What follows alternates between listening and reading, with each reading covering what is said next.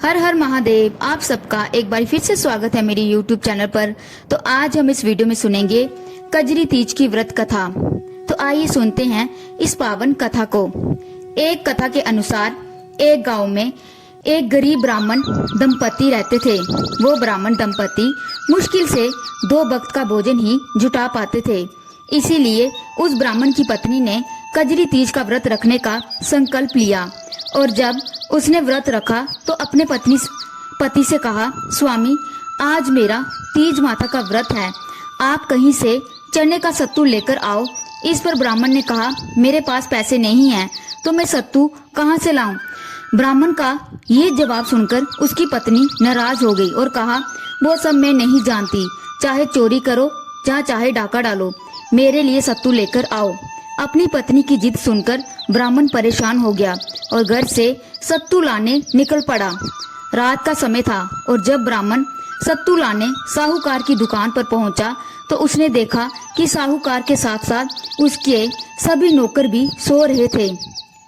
वो चुपके से दुकान में घुसा, लेकिन उसे वहां सत्तू नहीं मिला।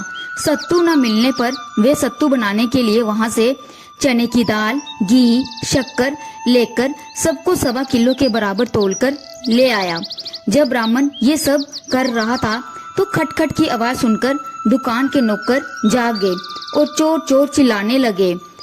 जो शोर सुनकर साहूकार की नींद खुल गई तो उसने ब्राह्मण को देखा और उसको पकड़ लिया। पकड़े जाने पर ब्राह्मण ने बहुत विनम्रता से कहा, मैं चोर नहीं हूँ, मेरी पत्नी ने कजरी तीज का व्रत किया है, मैं केवल 1.25 किलो सत्तू लेने आया था, लेकिन सत्तू न मिलने पर सत्तू बनाने की 1.25 किलो सामग्री लेकर जा रहा था, आप मेरी तलाशी लेकर देख लीजिए। ब्राह्मण के ऐसा कहने पर साहूकार ने उसकी तलाशी ली। उसके पास सत्तू के सामान के अलावा कुछ नहीं मिला। फिर ब्राह्मण ने कहा, मुझे जाने दीजिए, चांद निकल आया है, ब्राह्मणी मेरा इंतजार कर रही होगी। ब्राह्मण की ये दशा देखकर साहूकार की आंखें भर आई। नम आंखों से उसने ब्राह्मण से कहा, आज से तुम्हारी पत्नी को मैं अपनी धर्म बहन मानूंगा। इसके बाद उसने ब्राह्मण को सत्तू, आभूषण, गहने, रुपए, मेहंदी, लच्छा और बहुत सारा धन देकर विदा किया।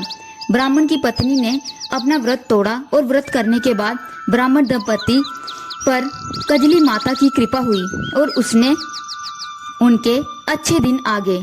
इस कथा को पढ़ने सुनने वाले के साथ सब लोगों के वैसे ही दिन बदलते हैं जैसे उस ब्राह्मण के दिन बदले थे।